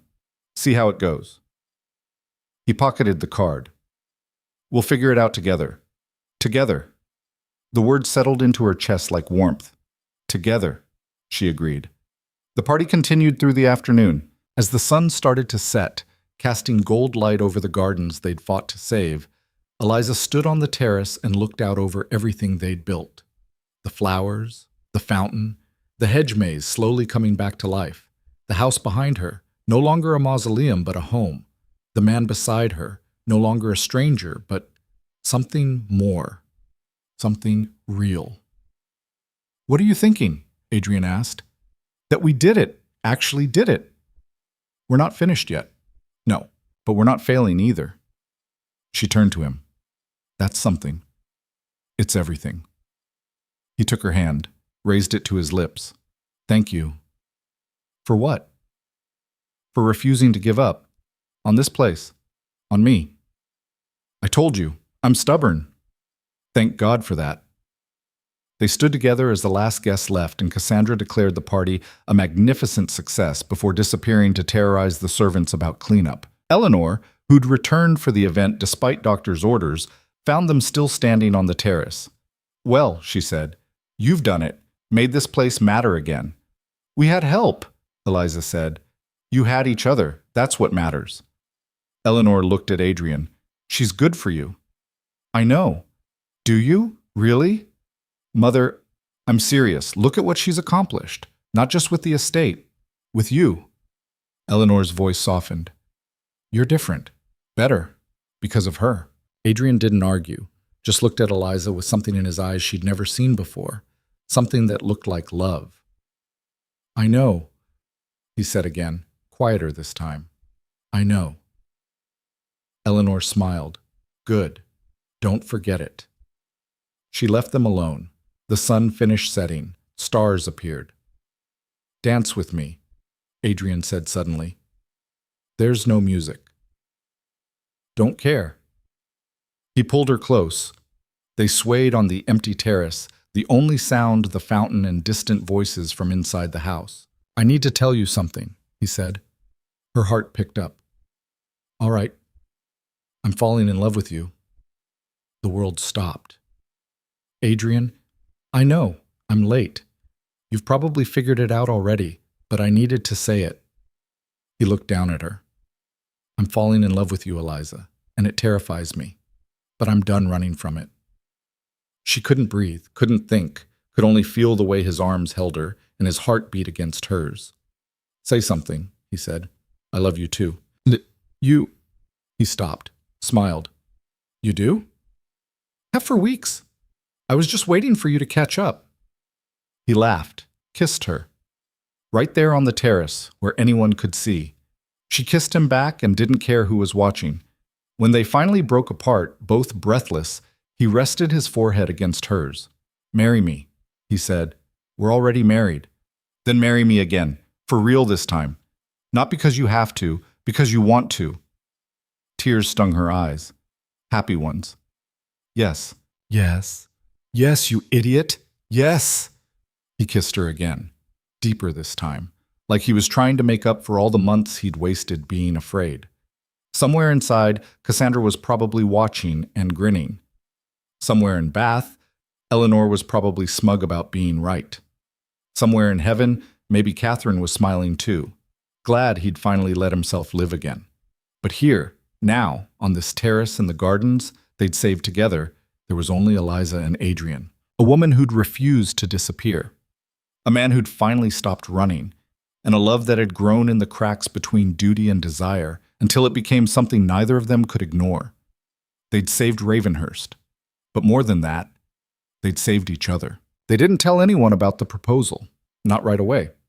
It felt too new, too fragile, like speaking it aloud might break whatever spell had finally settled between them. Instead, they worked. Together this time. Really together. Adrian stopped hiding in his study, started joining her in the gardens, learning the names of plants he'd never cared about before. He was terrible at it, kept confusing roses with peonies, but he tried. That was what mattered. Eliza started joining him for estate meetings, learned about crop rotations and livestock management and all the unglamorous details of keeping 15,000 acres running. It was tedious. She loved it anyway. They fell into a rhythm, mornings in the gardens, afternoons handling business, evenings together, sometimes with Cassandra making sarcastic commentary, sometimes alone. The nights were different now, too. He came to her room. She went to his, not out of obligation or contract, but because they wanted to. Because touching each other felt less like duty and more like coming home. 3 weeks after the garden party, the letter arrived. Mr. Thomas brought it to the study where Eliza and Adrian were reviewing the accounts from the estate tours. "Your Grace," he said, handing it to Adrian, "this just came. From London." Adrian opened it, read. His face went carefully blank. "What is it?" Eliza asked. "The creditors. They're calling in the debt." Her stomach dropped. "All of it?" "All of it. Due in 30 days or they seize the estate. But we've been making payments." "Not enough. Not fast enough." He set the letter down. "They want it settled. Now." "How much?" He told her. The number was staggering. "We don't have that, Eliza said. "I know." "The tours won't generate enough in time. Then we sell something, another property." "There's nothing left to sell." Adrian stood, walked to the window. "It's over." "No." Eliza stood too. "No, it's not over. There has to be something." "There isn't. I've looked. Believe me, I've looked." He turned to face her. "Ravenhurst is gone." The words hung in the air like a death sentence. Mr. Thomas cleared his throat. "If I may, Your Grace, there might be one option." They both turned to him. "What option?" Adrian asked. "The estate work, the consulting." Mr. Thomas glanced at Eliza. "Lord Pemberton contacted me yesterday. He's serious about hiring the Duchess, and he's not alone. 3 other estates have made inquiries." "That's long-term income," Adrian said. "We need money now." "What if you asked for advances, payment up front for consultations scheduled over the next year?" Eliza's mind started racing. How much could we reasonably ask for? Lord Pemberton alone might commit £10,000 for a comprehensive restoration plan. "That's not enough," Adrian said. "No. But 4 estates at that rate would be 40,000. Add the income from tours from the party bookings Cassandra's been arranging." Mr. Thomas pulled out his notebook. "It's still not the full amount, but it's close." "How close?" Eliza demanded. "Within £5,000. Adrian laughed. It came out bitter. "We're £5,000 short of saving everything." "Then we find £5,000, Eliza said. "Where?" "I've already mortgaged everything I can. Sold everything worth selling. What about the London townhouse?" "Sold last year." "The paintings? The silver?" "Gone." "Most of it," Eliza thought frantically. There had to be something they'd missed. Then she remembered. "My dowry," she said. Adrian frowned. "What?" "My dowry, my father's estate. What's left of it?" She looked at Mr. Thomas. "How much is it worth?" "I'd have to check the records, but—" He paused. "Your Grace, you can't access that without your father's permission." "Then I'll get his permission." "Eliza, Adrian said. That's your family's money, the only thing keeping them afloat. It's my money, legally mine once I married.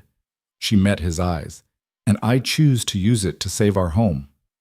No, it's not your decision. It absolutely is. I won't take the last thing your family has.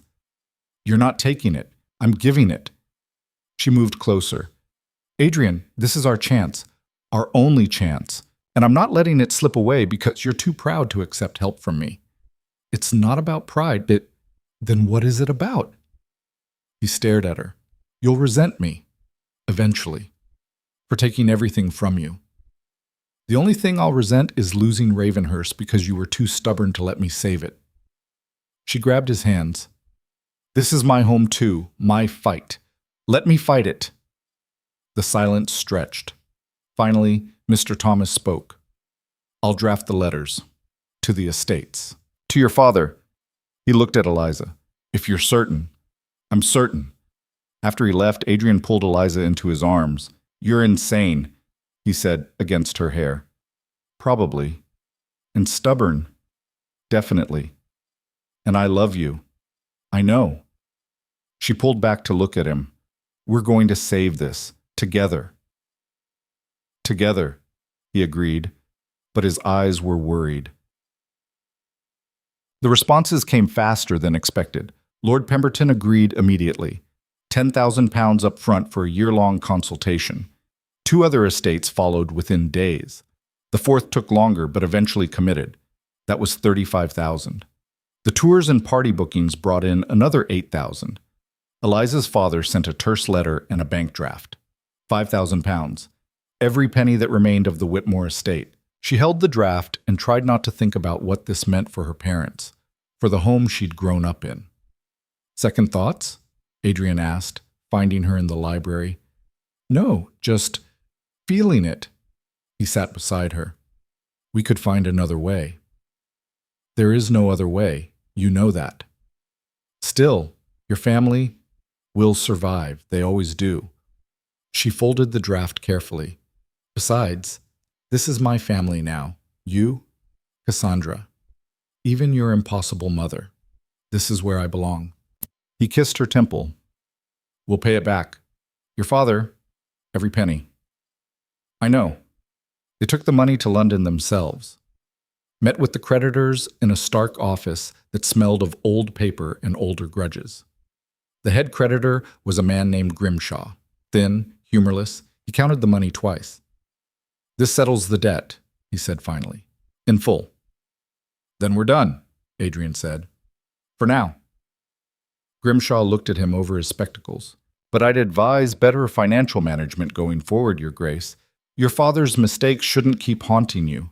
They won't. Outside in the carriage, heading back to Ravenhurst, Adrian exhaled like he'd been holding his breath for months. It's done, he said.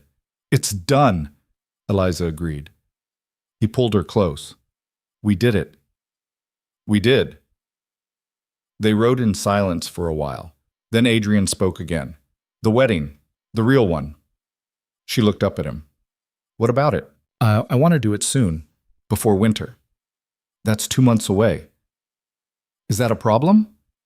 No, just... Are you sure? I've never been more sure of anything. He tilted her face up. I want to marry you, Eliza. Properly. With everyone watching. With vows that mean something. He paused. Will you let me?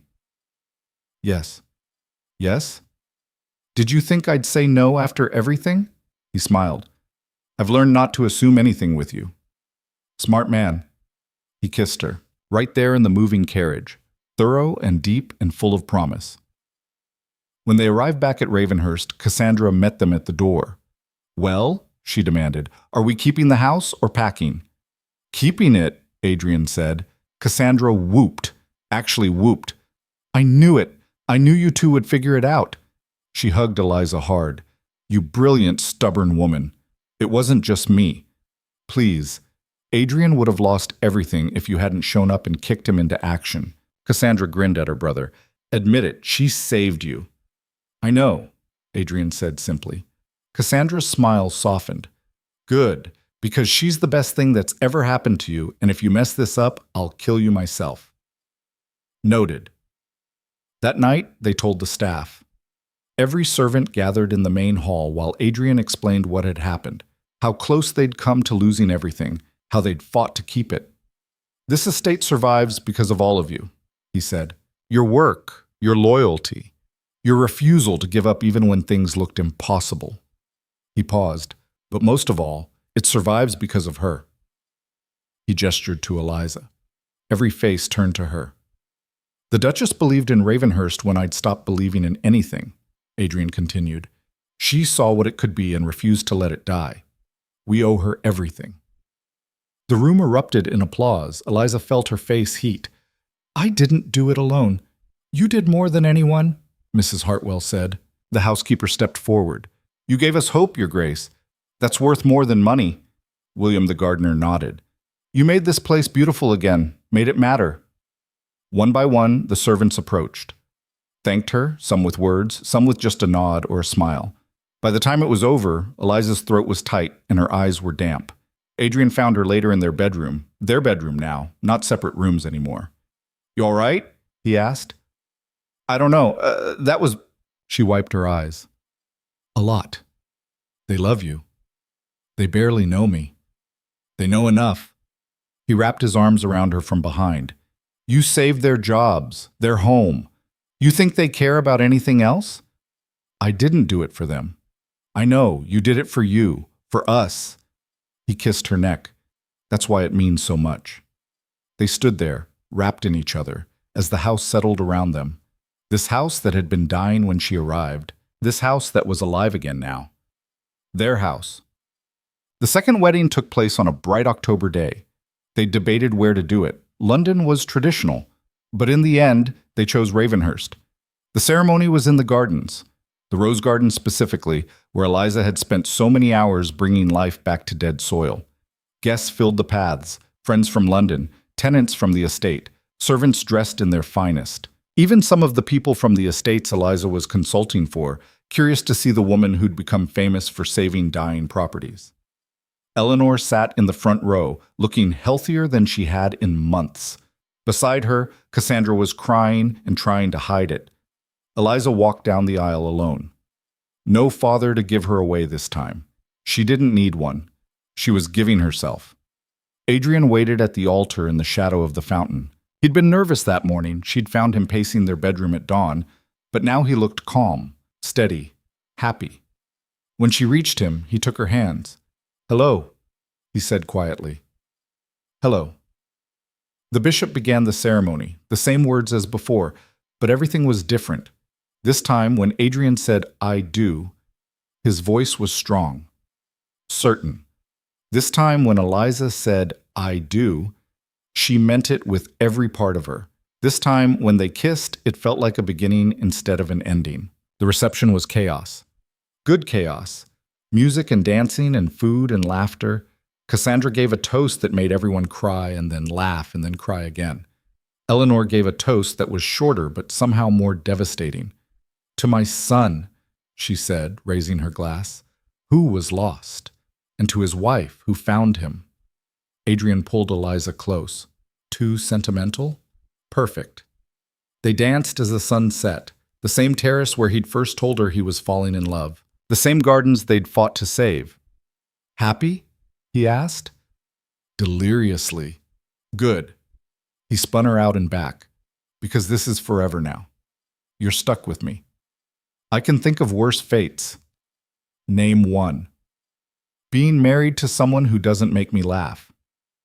I make you laugh? Sometimes, when you're not being impossible. He grinned. I'll try to be impossible less often. Please don't. I like you impossible.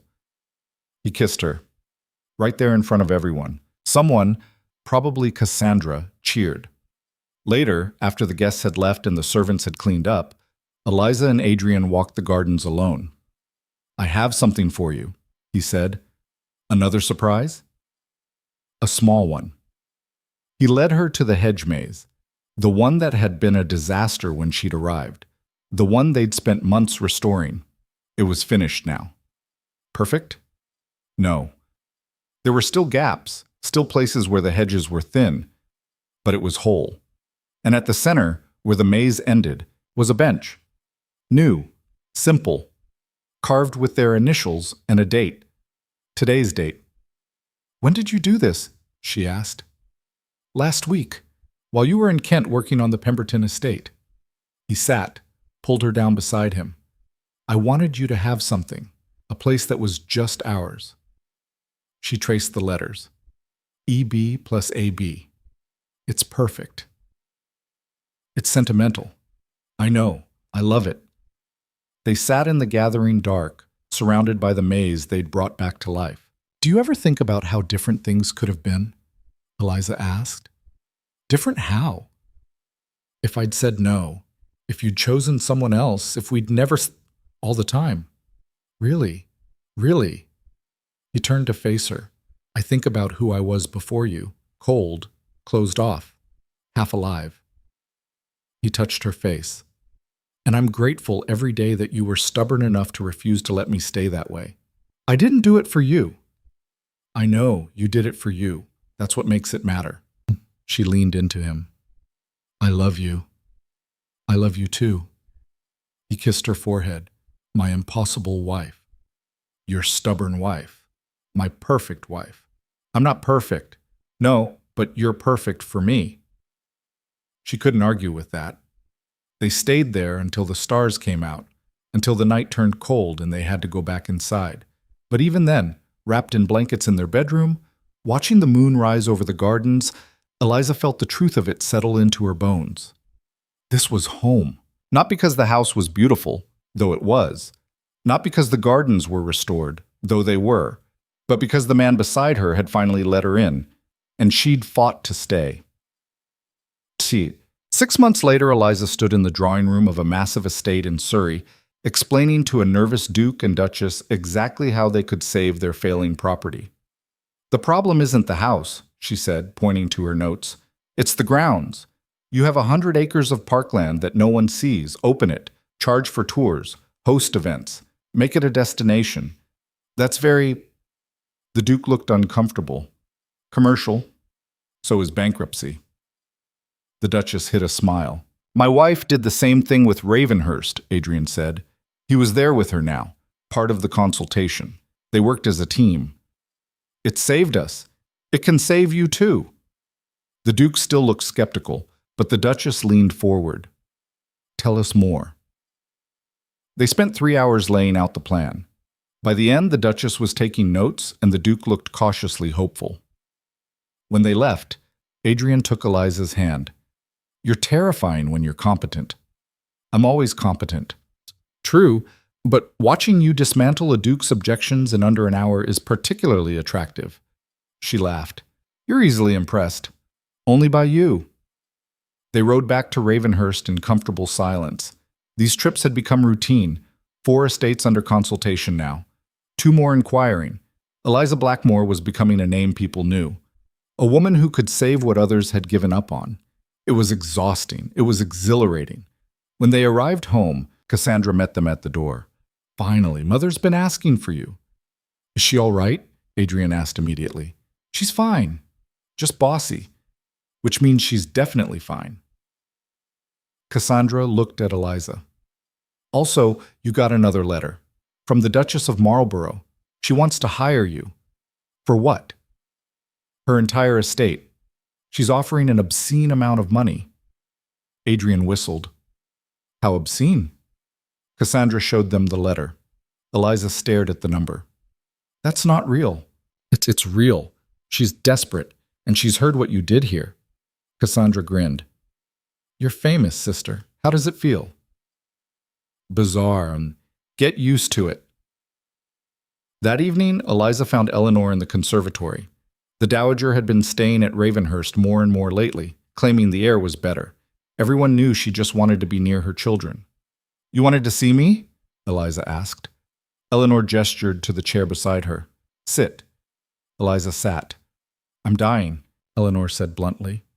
Eliza's heart stopped. "What?" "Oh, calm down. Not today, not tomorrow, but soon." Eleanor's voice was matter-of-fact. "The doctor confirmed it. My heart is failing. I have maybe a year, less if I'm not careful. Eleanor, I'm telling you because you need to know, and because I have things to say before I can't say them anymore. She turned to face Eliza. You saved my son's life. I didn't. You did. He was dying before you arrived, not physically, but in every way that matters. Eleanor's eyes were bright. You brought him back, made him remember how to live, how to love. He did that himself. With your help, your stubbornness, your refusal to let him hide. Eleanor took Eliza's hand. Thank you for giving me back my son before I have to leave him. Eliza's throat was too tight to speak. And take care of him, Eleanor continued. After I'm gone, he'll pretend he's fine. He won't be. Make him talk. Make him feel. Don't let him retreat. I won't. Promise me. I promise. Eleanor nodded, satisfied. Good. Now go. I need to rest and you're hovering. Eliza left, found Adrian in their bedroom. Your mother told me, she said. He was standing at the window, didn't turn around. I know. Adrian, I don't want to talk about it. She went to him, wrapped her arms around him from behind. We don't have to talk, but I'm here. He covered her hands with his. I know. And they stood there as the light faded. I'm scared, he said finally, of losing her, of being alone again. You're not alone? You have me? You have Cassandra? You have all of this. She gestured to the estate beyond the window. You're not alone, Adrian. Not anymore. He turned, pulled her close, buried his face in her hair. Don't leave me, he whispered. Never. Promise. I promise. He held her like she was the only thing keeping him standing, and maybe she was. Eleanor died in the spring, peacefully, in her sleep, with her children on either side. The funeral was massive. It seemed like all of England came to pay respects. Adrian gave the eulogy, his voice steady, his words perfect. But Eliza saw the cracks. Afterward, at the reception, he was surrounded by people offering condolences, playing the perfect duke, accepting sympathy with grace. But his eyes were dead. Eliza watched, waited. When the last guest finally left, she found him in the library. Talk to me, she said. I'm fine. You're not. Eliza, don't shut me out. Not now. He stared at her. Then something broke. She's gone, he said. His voice cracked. She's actually gone. I know. And I don't know how to... He stopped, pressed his hands to his face. I don't know how to do this. She crossed to him, pulled his hands away, made him look at her. You grieve. You feel it, and you survive it. She held his face. You survive it because you have to. Because she'd want you to. Because I need you to. Eliza, I'm here. I'm not leaving, no matter how bad it gets. She kissed him. We're going to get through this, together. He pulled her close, and finally, he let himself break. She held him while he cried, while he raged, while he fell apart, and then slowly she helped him put himself back together. A year later, Eliza stood in the rose garden watching Adrian play with their daughter, Margaret, named for his grandmother, 6 months old and already ruling the household with her demands and her smile. She's got your stubbornness, Adrian called, trying to convince Margaret to let go of his cravat.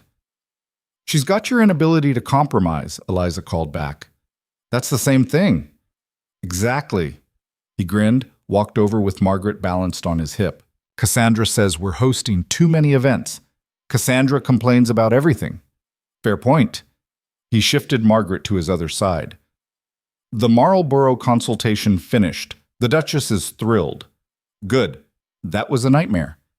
But profitable. Very profitable. They'd paid back Eliza's father, fully funded the estate, started investing in improvements. Ravenhurst wasn't just surviving anymore. It was thriving. I got another letter, Adrian said, from an estate in Scotland. And? I told them you're booked for the next year, but you'd consider it after that. A year? You're pregnant again. Or did you forget? She touched her still flat stomach. I didn't forget. Good, because I'm not letting you travel to Scotland in your condition.